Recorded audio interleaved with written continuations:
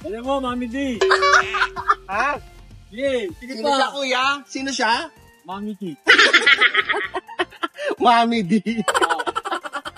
Oh, sino ulit dito? Ito, ang in-order ko, syempre, yung pinunta ko dito, yung tumbong soup talaga. Ito yun. Ayan yun. Kwak-kwak diva, ikaw ang bida. Sa tuwa't saya, walang kapara. Galing mo'y abot hanggang tala. Ikaw ang kwento, Tommy Brown ang pangalan niya. Hello everybody! Ito po si Tommy Brown and welcome back sa aking YouTube channel. And for today's video, andito ako ngayon sa Ugbo, Tondo kasi wala, nilalamig ako. Kasi ilang araw na nag-uulan, parang isang linggo na ata, parang 2 days na lang, magdadalawang linggo na. Ang hirap. At saka, ang daming mga nabagyuhan. Ako, mag-ingat po tayong lahat. So, ito na nga, dahil malamig ang ating gabi, ang amats ko ngayon mga katamers ay humigop ng sabaw. At dito ko naisip na pumunta sa Ugbo, Tondo, sa Rados. Ayan. Pero bukas po siya. Hindi po siya sa Rados. Bukas po siya, kaya kakain tayo kasi dito may sikat dito yung mga tumbong soup, mga ganon. At kakain tayo. Siyempre hindi ako nag-iisa mga katamis. May kasama ako pagdating sa pagkain ng tumbong. Ang aking friend na Latina. Wow, Tani. Parang Parang kagabi lang nagtutumbong ka. din siya. Hindi, si Kitty kasi, napanood ko sa napanood yung mga sa Bexfriend na kumain sila sa tumbungan na rin, di ba? So, wala si Miss O, wala si Tonto, si Kitty na ang aking makakasama. Nakapunta na kami dito actually sa Correct. Ugbo. Pero mag-hi ka muna, ang dami yung naka-brown. Ayan siya, oh. Hi, De, si Kitty. Ay, si Sino? Tara kumain ng tumbong. Gayahin mo sila magtumbong. Oy, kain tayong tumbong. First time mo kumain ng tumbong? Ako first time kakain ng tumbong. Pero sa buhay ko, Parang madala. ayan o, may tumbong. Siyempre kasama natin friend ni Kitty, si Stro. Si Stro. Yan. Malaki siya kaya PVC. Ano kakain tayo? Halika na. Sarados. Grabe yung ulan talaga. Ang dami. Tamang-tama yung Ang dami na ba? Ayan o, ito. Yan. Makikikain tayo dito. Siguro pag piyesa, libre dito. Magandang gabi po.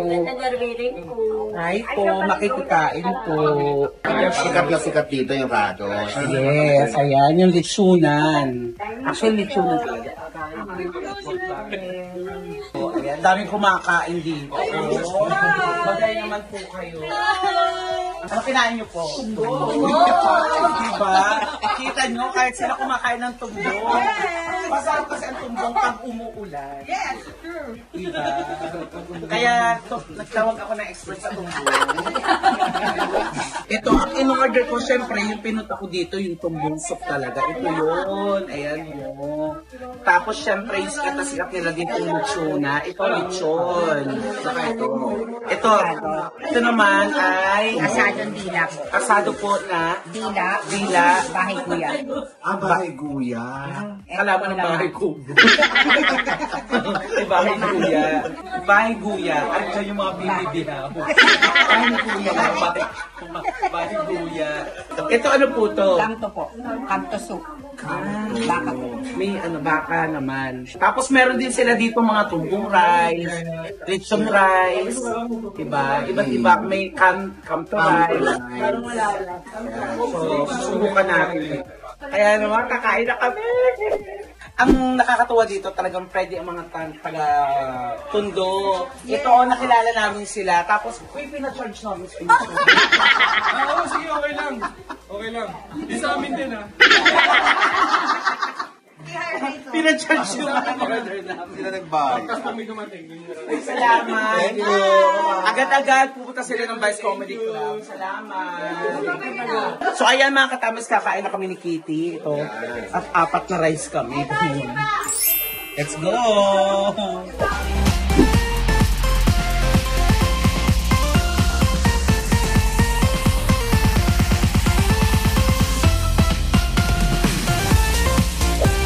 Ay mga katamis, umorder kami ng lechon. Tinry namin tong bahay guya na may tila, na asado. Tapos Shanghai, syempre. Pagdating pa lang namin, pinagpalaki na ni Kuya. And ito na nga yung tumbong soup. Ayan o. Ang sarap ng sabaw, main. Ito yung sinasabi ko na perfect yung tag-ulam. Comfort food. Kain na tayo. Try ko itong looks. Ikaw mahilig ka talaga sa mga sabaw ka. Sinigang, tinola, mga ganyan. Pero ano nga yung first level sa kain ng tundo? Hindi ko nag-try eh. Sabi mo, kung nagtatapos tayo kumakain na. Pag ganun lang content, kita mo lang kumakain ng tumbong. Pag-cut off sa YouTube. Kapag mahal mo, siyempre. Yeah. Ang sarap nitong good form of crispy. Sayin natin tumbong. Sarap pala siya. Palambot, tumbong. Itong saktong Shanghai. Ayan, kahit tamis. Ang darap. Mainit pa. So, kamusta na Tami? So, ito nga, yung panahon ngayon, halos 1 week nang umuulan. Sunod, no? Sunod-sunod. So, ang amat sa mga tao ngayon ay lagi nasa bahay lang. Siyempre, dahil panggabi yung work namin sa Vice Comedy Club. So, pumapasok pa rin kami. Pero, medyo na lesson yung nanonood kasi nga ayaw nilang isapalaran yung baha. Safety. Oo, yung safety nila, di ba?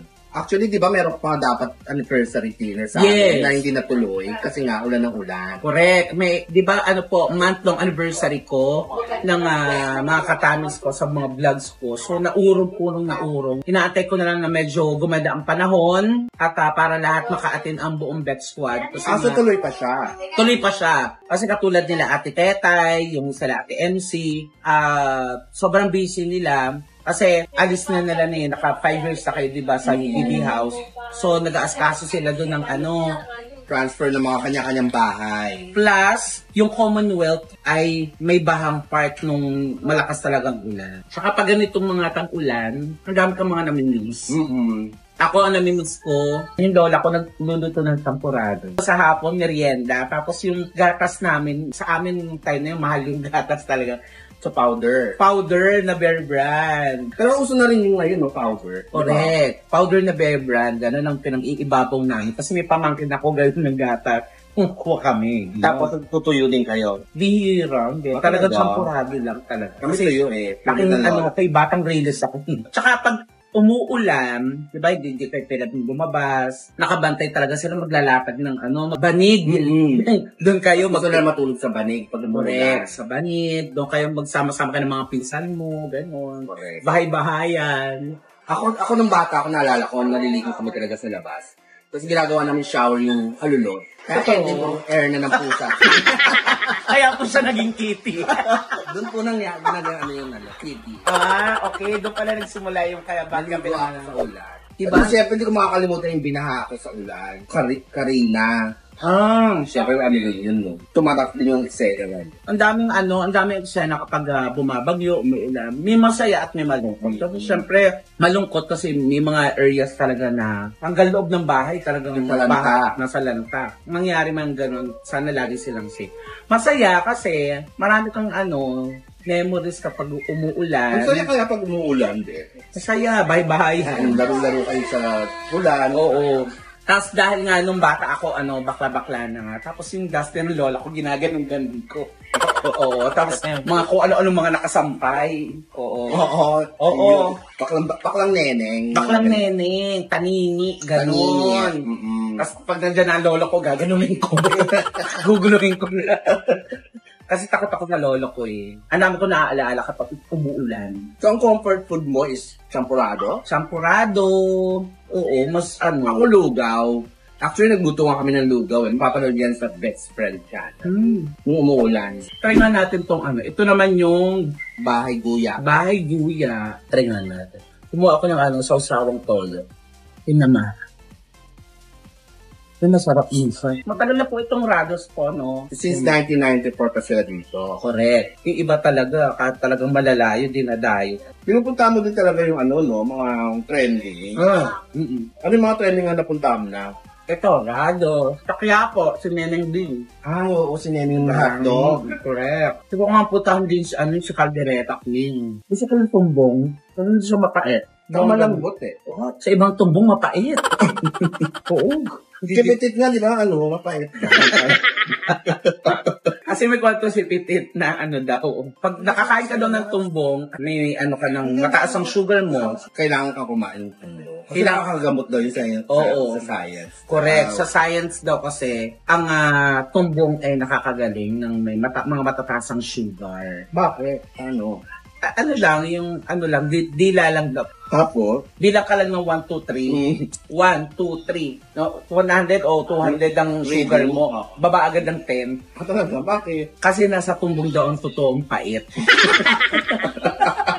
Kaya pag ganon, ang ano daw, ang sugar mo bababa. Pababa. Parang naantok ako, bumaba ang sugar. Pag gusto mo tawa ang sugar mo, inom ka ng soft drink. Oo. Uy, pero ang sarap, promise. Napakalambot. At saka, hindi siya yung ano, yung tumbong na Malinis. malinis. Malinis sila gumawa ng tumbong. At isa pa sa nagustuhan ko talaga ito, syempre, yung lechon. Lechon. Lechon nila. At saka crispy, bago, gano'n. Ang nakikita nyo, kung sino yung mga napunta dito. Si ano, Jay Manalo ba to? Si MC ba yun? Si Marvin Agustin. Totoo ba? Ayun. Malate. Okay. Hanggang anong oras po kayo open? Hanggang alas 12 ng gabi. Kayo mga hindi pa nakakapunta dito, yung malapit ang sa area, or kahit malayo pa kayo, gusto nyong puntahan at experience yung itong Rados. Promise. Ang sarap.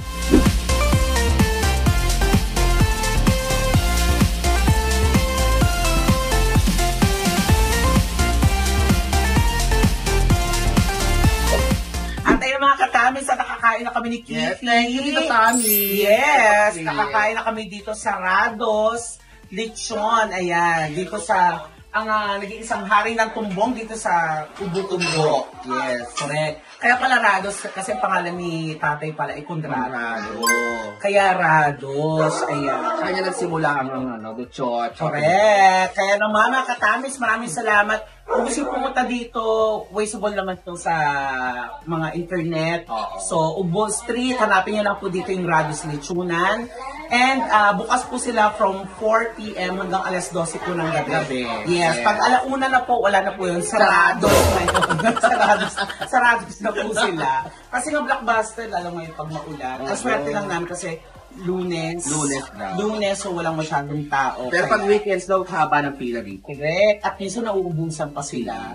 So, kaya keep safe din mag umuulan. Yes, habang umuulan, masarap ang humigop ng sabaw. Pero mag-ingat po tayo kasi talagang walang hinto ang pag-ulan. Ayan, mga katamis, ingat po kayo. At syempre, huwag niyo po kalimutan mag-subscribe sa YouTube channel Buong Bet Squad. Nandiyan sa baba. Ayan. At abangan niyo ang aking vlogs with Kitty sa kanyang bagong bahay. Ayan. Bye everybody! Bye! Thanks, Tami!